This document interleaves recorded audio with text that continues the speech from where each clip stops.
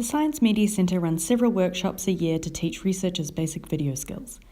We work with video production expert Baz Caitcheon to give you tips and tricks on how to film, edit and publish videos straight from your smartphone or tablet. At the start of the workshop, I make a very quick little video that the participants shoot and I do a quick edit on to show them what we're going to get up to. And then we hook into shooting techniques, how to compose, how to get good audio, how to get good light in their eyes, how to direct talent, and then how to visualize that. After an hour, we send everybody out in pairs and they shoot a wee story on each other. 3 little short pieces of interview and then a bunch of shots to visualize that interview.